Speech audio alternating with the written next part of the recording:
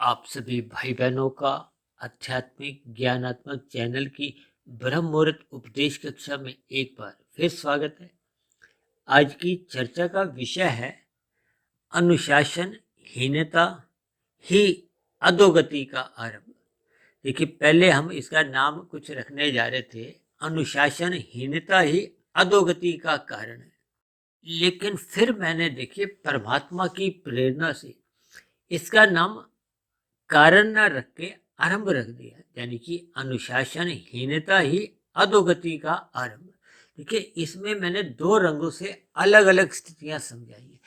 एक तो प्रथम दृष्टि में तो देखिए पढ़ने में अनुशासनहीनता ही अधोगति का आरंभ एक सामान्य अर्थों में आप समझ ही पा रहे हो।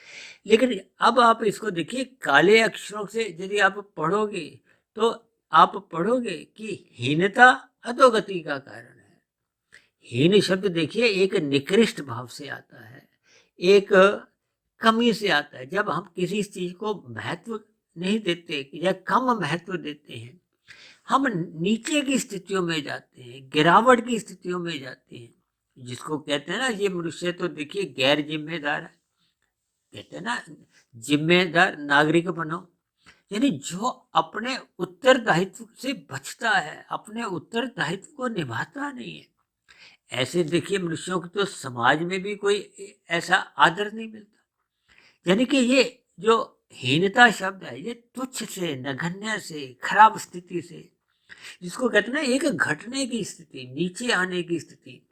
घटने का अभिप्राय देखिए घाटे की स्थिति से, हानि से लिप्त। देखिए, मैंने अपने परमात्मा की प्रेरणा से विभिन्न स्थितियों से आपको हीनता शब्द का थोड़ा समझाया है। इसका अभिप्राय क्या है?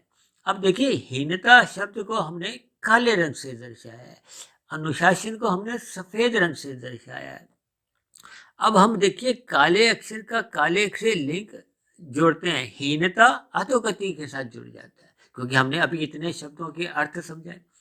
अब हम देखिए सफेद शब्दों के ही केवल अर्थ देखते हैं, यानी कि अनुशासन ही एक आरंभ है किसका? आपकी हमारी एक आध्यात्मिक उन्नति का, आपके हमारे जीवन की सफलता का रहस्य सर्वप्रथम क्या है कि मनुष्य को अपने मिले हुए जीवन में अनुशासन में रहना चाहिए। देखिए, अनुशासन का अभिप्राय क्या है कि हमें अपने गुरु की आज्ञा में रहना चाहिए, हमें परमात्मा की शरणागति रहना चाहिए, हमें शास्त्रों के अनुसार अपनी दिनचर्या बनानी चाहिए, हमें ब्रह्म मुहूर्त में उठना होगा, रात को जल्दी सोना होगा। जैसे शास्त्रों में देखिए यम नियम बताए गए ना, स्थूल शरीर के स्तर पर हमें ये नियमों का पालन करना होता है। अक्सर देखिए आजकल तो स्कूलों का चलन हो गया है। भारत में प्राचीन समय में देखिए गुरुकुल होते थे, वहां भौतिक शिक्षा के साथ साथ आध्यात्मिक शिक्षा पर विशेष ध्यान दिया जाता था। आज देखिए कलयुग चल रहा है, कलयुग में भौतिक शिक्षा का ही बोलबाला है, आध्यात्मिक शिक्षा की तो कहीं कोई लगभग चर्चा ही नहीं होती। वो तो हम देखिए प्रतिदिन इस आध्यात्मिक ज्ञानात्मक चैनल पर प्रतिदिन सुबह शाम हम एक एक वीडियो बनाते हैं। हम बार बार ब्रह्म मुहूर्त में उठो, ब्रह्म मुहूर्त में उठो, इसकी बार बार हम अपने शब्दों द्वारा आपको एक संबोधित करते हैं, सत्संग करो, सत्संग करो।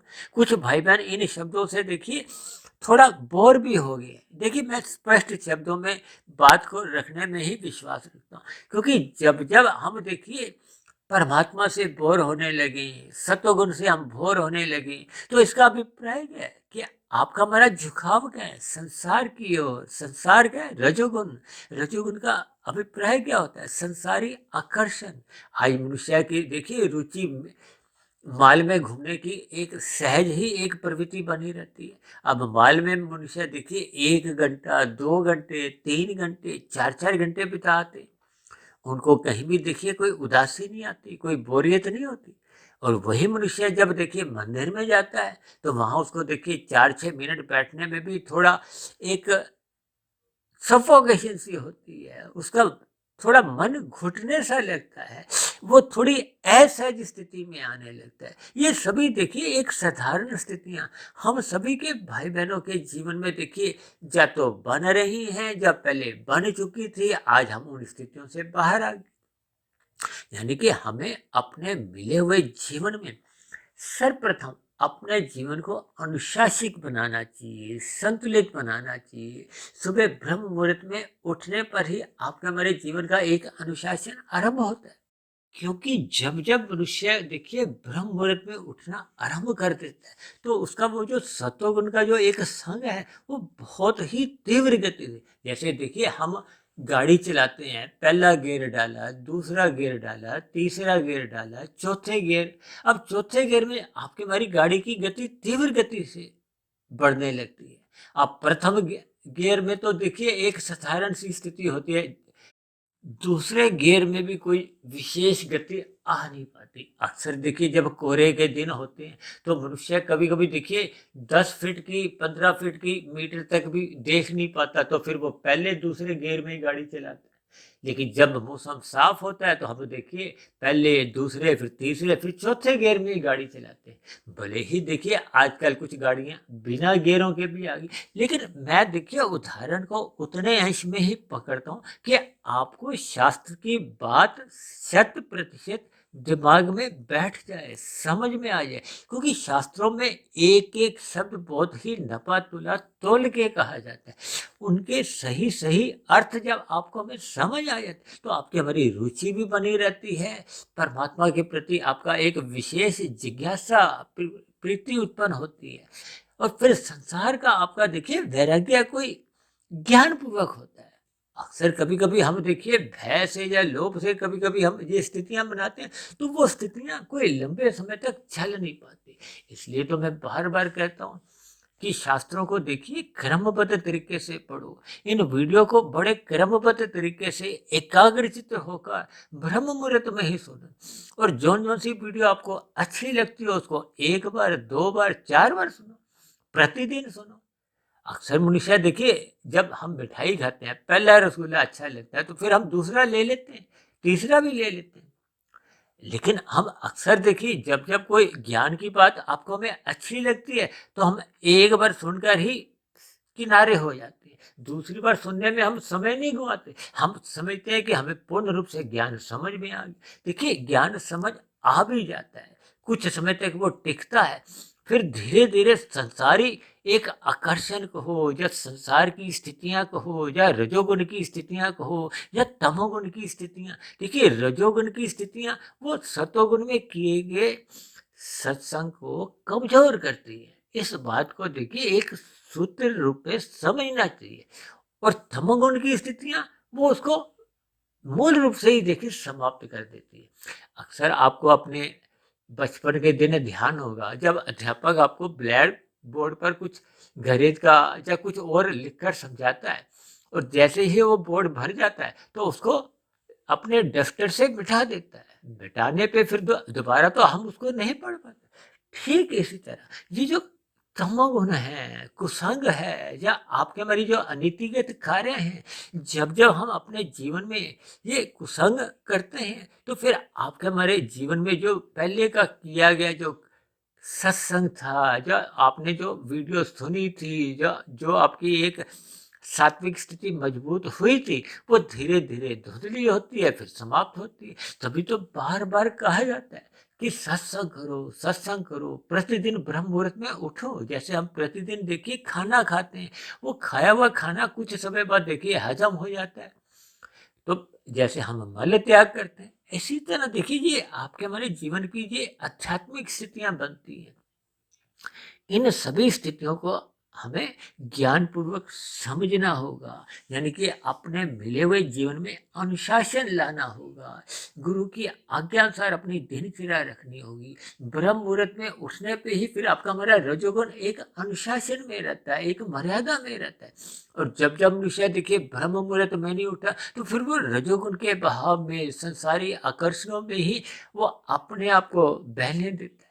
आज देखिए लोग फटी हुई पैंटें पहनकर घूम रहे हैं। अब जो मनुष्य देखिए ब्रह्म मुहूर्त में उठता होगा वो दिन में देखिए मॉल में जाकर फटी हुई पैंट खरीद कर तो नहीं लाएगा। देखिए एक बिल्कुल साधारण सा एक उदाहरण है। इसी तरह देखिए आज लोग अपने नाई की दुकान पे जाते हैं, बालों के विभिन्न प्रकार के देखिए कोई स्टाइल से बनाते हैं। अब उसमें देखिए उल्टे सीधे कटवा कर ये सभी स्थितियां आपका हमारा रजोगुण या तमोगुण बढ़ाती हैं।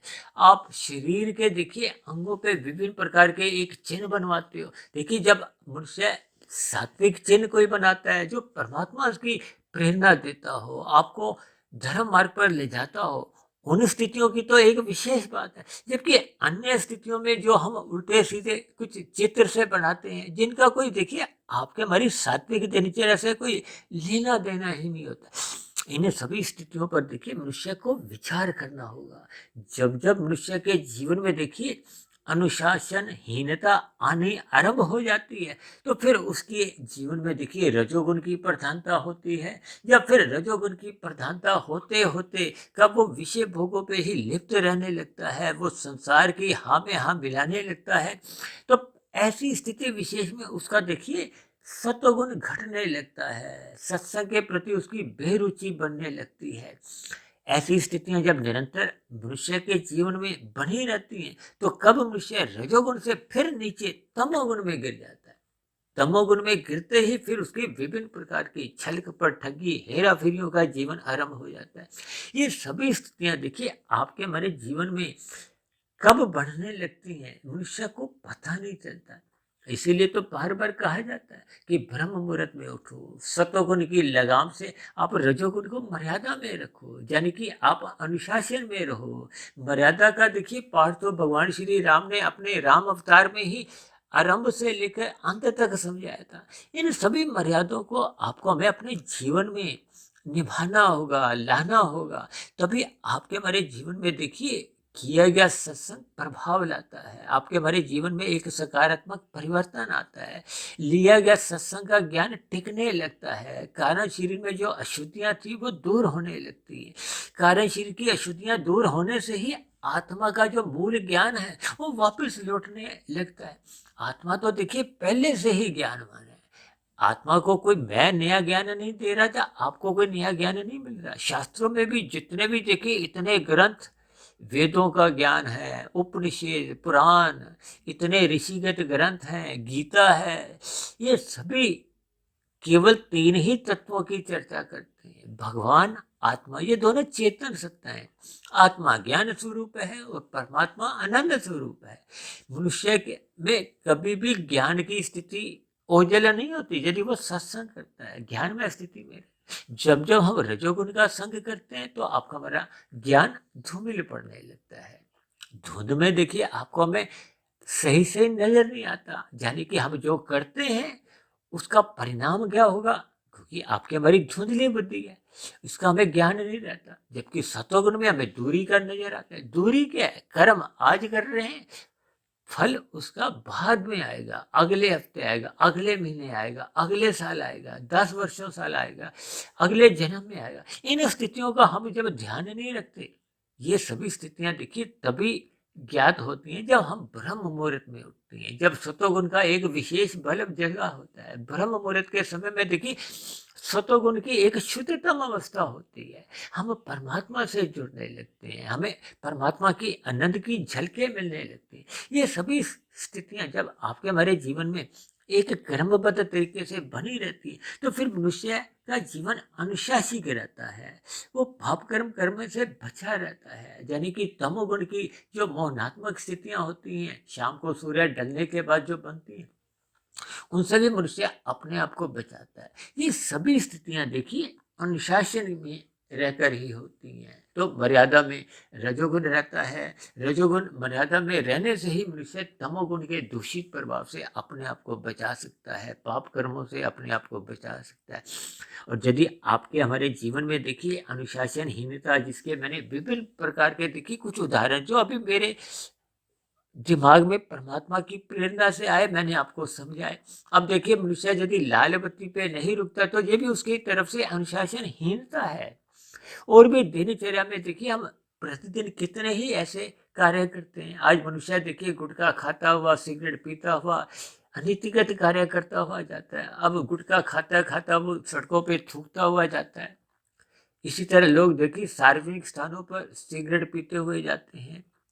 और भी विभिन्न स्थितियों का देखिए उसके जीवन में जब अनीतिगत स्थितियां बनने लगती हैं, अनुशासनहीनता आने लगती है, तो ये सभी स्थितियां देखिए उसका अधोगति यानी कि उसको पाप कर्मों में घसीटने लगती है। पाप कर्म ही ये अधोगति का कारण बनते हैं, क्योंकि मनुष्य योनि तो देखिए तभी मिलती है जब मनुष्य के मरते समय कम से कम पुण्य कर्मों की 50% की एक पात्रता हो। यानी कि पाप और पुण्य कर्मों की तुल्यता रहने पे ही पुनः मनुष्य योनि की प्राप्ति होती है।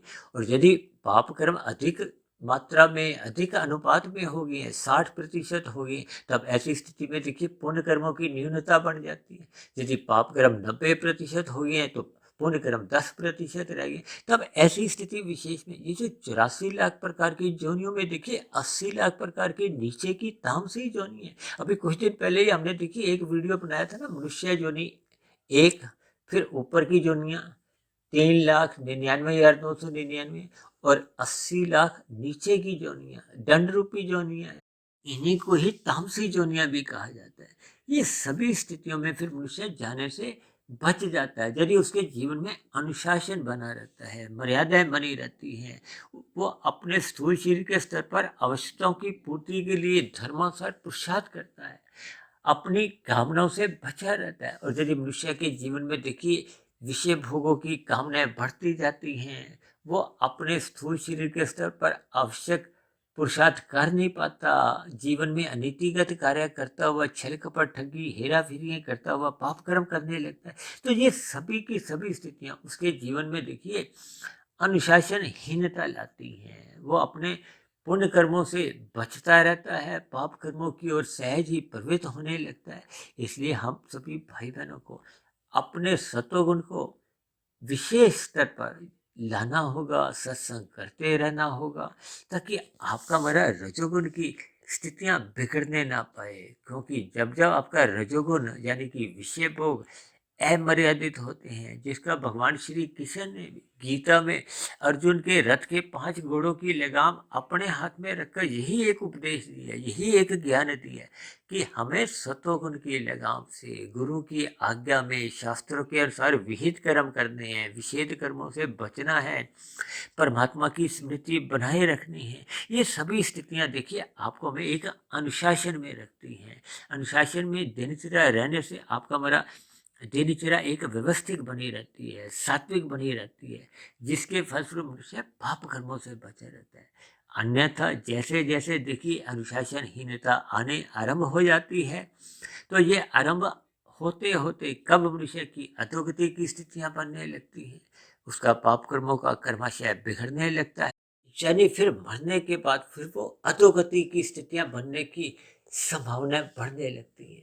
भले ही देखिए एक शुभ भाव के दृष्टिकोण से अक्सर किसी भी मनुष्य की मृत्यु पर हम एक शुभ भाव रखते हुए अक्सर कहते हैं कि उस मनुष्य विशेष की देखिए स्वर्गवास हो गया है, स्वर्ग में उसका एक वास होने जा रहा है, वो उसकी अच्छी गति हुई है। लेकिन देखिए परमात्मा के यहाँ प्रकृति के जो कर्मफल सिद्धांत के अनुसार आपके मरीज जीवन में मरने के बाद जो जो स्थितियां बनती हैं, देखिए अब मुझे ध्यान आया तकरीबन हमने 3 वर्ष पहले एक वीडियो बनाई थी मनुष्य के मरने के बाद का अगला जन्म, जो कि लगभग 2.25-3 घंटे की थी। अक्सर एक साधारण मनुष्य ने देखिए उस वीडियो विशेष को आरंभ से लेकर अंत तक सुना ही नहीं। उसमें हमने देखिए इन सभी स्थितियों पर विस्तार से चर्चाएं की थी, कर्माशय के ऊपर, संस्कारों के ऊपर। देखिए ये स्थितियां आपके हमारे जीवन में तभी एक सही दिशा में चलते हैं जब मनुष्य का जीवन अनुशासित रहता है, मर्यादित रहता है। उसका खाना पीना, उठना बैठना, अपने मित्रों के साथ, अपने रिश्तेदारों में, परिवार में, उसका सभी क्रियाएं एक अनुशासन में रहती है। अनुशासन में रहने पे ही आपका मेरा सत्वगुण बढ़ता है। तो ऐसी सभी शुभ स्थितियां हम सभी भाई बहनों के जीवन में भी बने। हम अपने जिम्मेदारियों को समझें, अपने मनुष्य जीवन के महत्व को समझें और ब्रह्म मुहूर्त में उठने का अपना स्वभाव बनाएं, संस्कार जगाएं, ताकि दिन में जब रजोगुण की स्थितियां होती हैं हम अपना रजोगुण एक मर्यादा में रखें, उसके लिए आवश्यक पुरुषार्थ करें, विषय भोगों की कामनाओं को एक बिगड़ने दें, उनको एक सतोगुण की लगाम से मर्यादा में रखें। और रात को जल्दी सो जाना चाहिए, क्योंकि रात को देखिए मोहनात्मक स्थितियाँ होती हैं। जब मनुष्य के देखिए वासनाओं का एक स्थितियाँ मजबूत बनने की संभावना होती है, तो ऐसी स्थितियों विशेष से भी मनुष्य को बचना चाहिए। रात को जल्दी सो जाना चाहिए और सुबह ब्रह्म मुहूर्त में उठना चाहिए। ये सभी स्थितियाँ जब आपके हमारे जीवन में एक अनुशासित रूप में बनी रहती है, तो फिर मनुष्य की देखिए अधोगति की तमाम स्थितियां समाप्त हो जाती हैं और मनुष्य अपने मिले हुए जीवन में एक आध्यात्मिक यात्रा की ओर निकल जाता है, यानी कि उसकी आध्यात्मिक उन्नति होने लगती है।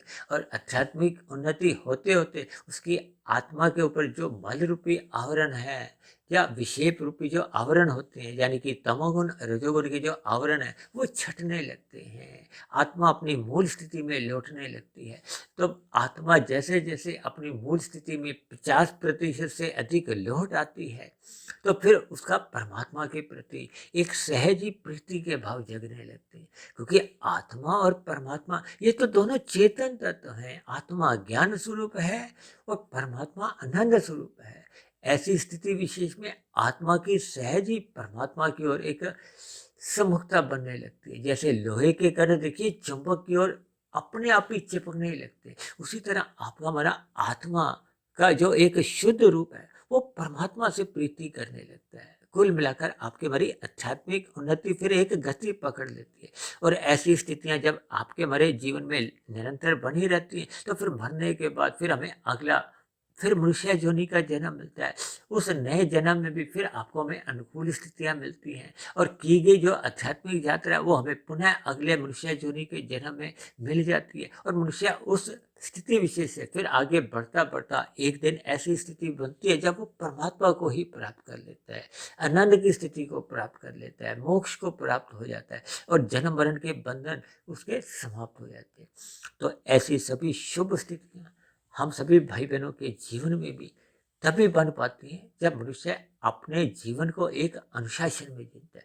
तो ऐसी सभी शुभ स्थितियां आपके हमारे जीवन में भी बने, इन्हीं शुभ कामनाओं के साथ आज की चर्चा विशेष को अब हम यही विश्राम देते हैं। शाम को फिर मिलते हैं संध्या बेला ज्ञान कक्षा में। तब तक आप अपने आध्यात्मिक मित्र सुधीर भाटिया फकीर को इजाजत दें। आप सभी भाई बहनों को भी जीवन अनुशासन में बीते, आपकी सात्विक दिनचर्या निरंतर बनी रहे, इसके लिए मेरी ओर से आप सभी भाई बहनों को बहुत बहुत शुभकामनाएं। वीडियो विशेष को ध्यानपूर्वक सुनने के लिए आप सभी भाई बहनों का बहुत बहुत धन्यवाद।